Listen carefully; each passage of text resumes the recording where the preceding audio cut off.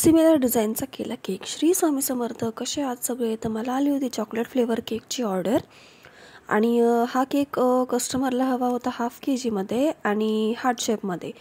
तर ज्या कस्टमरने मला ऑर्डर दिली ते माझं डेलीच कस्टमर होतं आणि त्यांच्या बहिणीची ॲनिव्हर्सरी होती. सो त्यांना हा केक हार्ट शेपमध्ये हवा होता आणि त्यांनी मला सांगितलं होतं की त्यांना जो केक हवा आहे ॲनिव्हर्सरीचा तो हाफ व्हाईट आणि हाफ रेडमध्ये असा हवा आहे. जसं मी त्यांना इमेज सेंड केला होता, फक्त की नाही तो रेड वेल्वेटमध्ये होता. सो मला आणि हा त्यांना चॉकलेटमध्ये हवा होता, रेड वेल्वेट नको होता.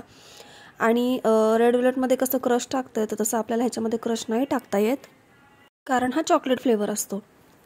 सो ऑर्डर आल्या मी लगेच तयारीला लागले आणि कस्टमरला हा केक संध्याकाळी हवा होता 9-9:30 असं त्यांचा काही प्रॉब्लेम नव्हता. सो मी निवांत करून घेतला आणि म्हणजे निवांत म्हणजे थोडा लवकरच केला, करून सेट व्हायला ठेवला मस्त. तर हे 2 लेयर्स मी असे करून घेतले आणि भरपूर असं चॉकलेट सॉस वगैरे टाकला, भरपूर चोको चिप्स वगैरे टाकले जसं की तुम्ही बघितलं. नंतर छान असं ह्याला क्रमकोट वगैरे करून घेतलं आणि क्रमकोट करून मस्त 1 तासभर सेट व्हायला ठेवलं कारण आपल्याला ह्या केकला हार्ट शेपमध्ये कन्वर्ट करायचं होतं. तर ही डिझाईनसुद्धा मी फर्स्ट टाईमच बनवली होती आणि कस्टमरलासुद्धा आवडली. तर तुम्ही पुढे बघूच शकता की मी हा केक कसा तयार केला आहे ते. तर छान पहिले मी ह्याला क्रमकोट वगैरे करून घेतलं, प्रॉपर फिनिशिंग करून घेतली आणि नंतर फ्रीजमध्ये सेट व्हायला ठेवलं. तर छान असं सेट वगैरे झाला आहे आणि जेवढा छान सेट होईल तेवढं हार्ट शेपमध्ये कन्वर्ट व्हायला प्रॉब्लेम नाही होणार. तर हा मस्त असा सेट झाला आहे. तर आता आपण ह्याला हार्ट शेपमध्ये कन्वर्ट करून घेऊया. पहिले तर प्लस साईन करून घेतली, सगळ्या साईड्स चेक केले आणि नंतर कटिंग करून घेतली आणि कटिंग करून झाल्यानंतर परत मग जो मेन पार्ट होता शिफ्टिंगवाला तो करून घेतला. तर पुढून व्हीवाला वगैरे जे आहे व्ही कट वगैरे करून घेतलं आणि आता शिफ्टिंगचा पार्ट होता तर मग शिफ्टिंग वगैरे करून घेतली आणि जो मेन हार्ट होता तो खाली शिफ्ट करून घेतला कारण प्रॉपर स्पेसमध्ये करायचं होतं आपल्याला. तर शिफ्ट वगैरे करून घेतला आणि नंतर मग फिनिशिंगला लागले. आता सगळ्यांनाच माहिती आहे की हार्ट शेपमध्ये कन्वर्ट करायचं म्हणलं की खूप अवघड टास्क असतो. कन्वर्ट करायला वेळ नाही लागत बट फिनिशिंगला खूप वेळ जातो. खूप म्हणजे स्लोली अशी एकदम फिनिशिंग करावी लागते त्याला, सगळीकडून केक कवर व्हायला हवा. तर काय ना, ही डिझाईन जी होती ती मी ठरवली नव्हती, ती अचानक म्हणजे डोक्यात आली माझी. बाकीचे तर मी सगळं सेम केलं पण जे रेड कलरचा जो पार्ट होता तो खूप असा अचानक माझ्या डोक्यात आला. सो मी असं ठरवलं की तोच करून बघूयात की केक कसा दिसतो ते. आणि मी ते फर्स्ट टाईम केलं होतं सो मलाही ते खूप आवडलं आणि तुम्हाला पण तो केकचा फायनल लुक नक्कीच आवडेल हे मला माहिती आहे. तर पहिले तर मी ब्राऊन क्रीमने ह्याला फिनिशिंग करून घेतली, नंतर मला ह्याला व्हाईट क्रीमने फिनिशिंग करून घ्यायची होती. त्या व्हाईट क्रीमच्या फिनिशिंगला सुद्धा मला खूप वेळ गेला कारण तीसुद्धा प्रॉपर व्हायला हवी होती ना फिनिशिंग, कारण त्यांनीच तर पूर्ण फायनल लुक येणार होता केकला.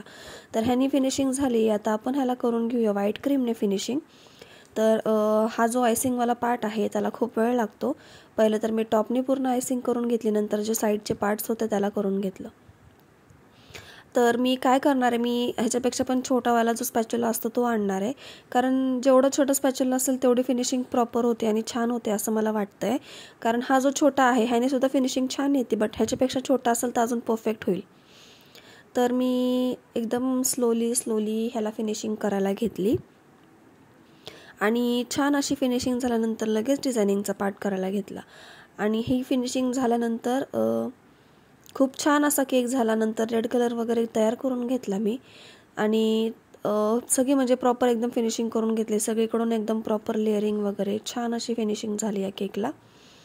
मध्ये फक्त ब्राऊन क्रीम वगैरे दिसते सो तेच कवरअप करायला खूप वेळ जातो आणि तिथे थोडी क्रीम लावली की मग साईडने थोडंसं हे होणार, मग सगळीकडूनच प्रॉब्लेम होणार, असं थोडंफार होतच राहतं.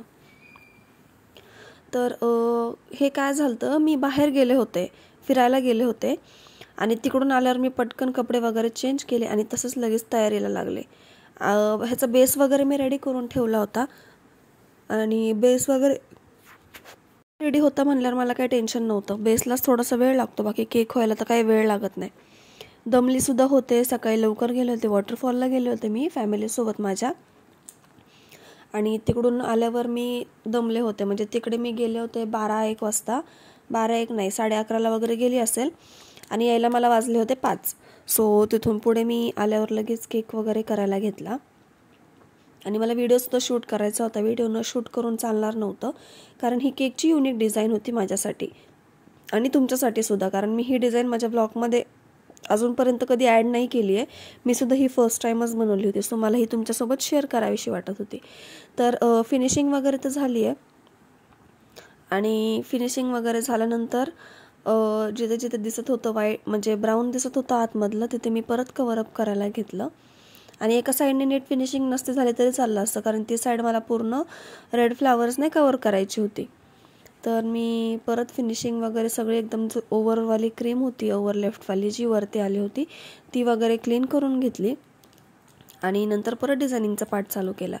तर तुम्ही अजून पण आपल्या चॅनलला अजूनही सबस्क्राईब नसेल केलं, सबस्क्राईब करायला विसरू नका आणि बेल आयकॉनवर क्लिक नसेल केलं तर बेल आयकॉनवर सुद्धा नक्कीच क्लिक करा.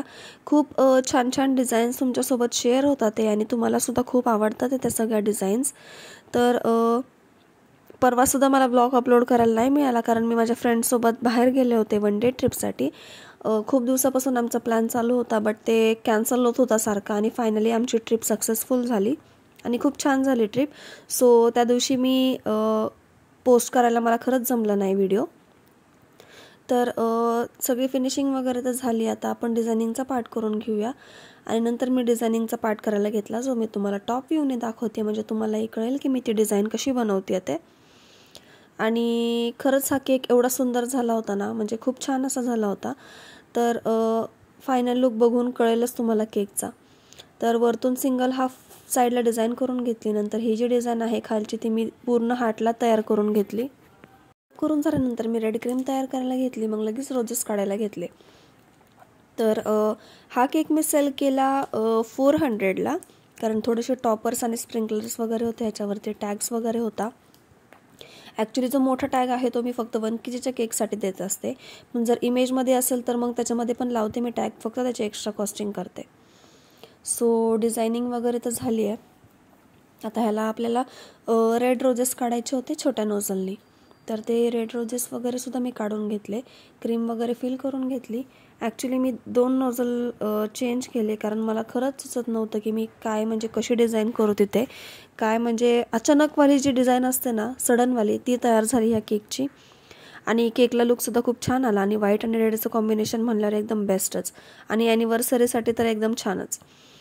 तर तुम्हाला केकचा फायनल लुक दिसेलच. आणि तुम्हाला जर हा केक आवडला असेल तर प्लीज चॅनलला सबस्क्राईब करा, भरपूर शेअर करा, तुमच्या फ्रेंड्ससोबतसुद्धा शेअर करा, म्हणजे लाईक करा, कमेंट करा, डाउनलोड करून ठेवा व्हिडिओज तुमच्या, म्हणजे फ्युचरसाठी जर तुम्हाला काही डिझाईन्स हवे असतील तर, नंतर ट्राय करायचं असेल तर.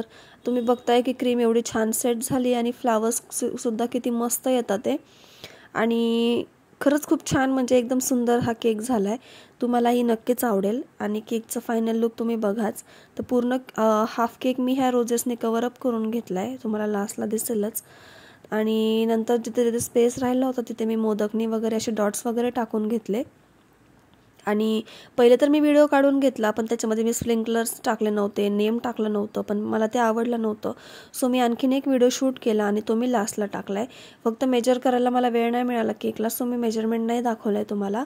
तर प्लीज नक्कीच मला कमेंट करून सांगा की तुम्हाला हा केक आवडला आहे का, कसा वाटला नक्कीच सांगा. थोडे टॉपर्स वगैरे लावले मी, फॉक्सचे हार्ट्स वगैरे लावले आणि इथे मी स्प्रिंकलर्स वगैरे काहीच टाकलं नव्हतं, सो मोकळा मोकळा वाटत होता खूप. आणि फायनल लुकला तुम्ही बघू शकता की किती छान असा लुक आला ह्या केकला. तर कसं वाटलं नक्कीच सांगा आणि चॅनलला सबस्क्राईब करायला विसरू नका. असंच सपोर्ट करत राहा. Thank you, bye.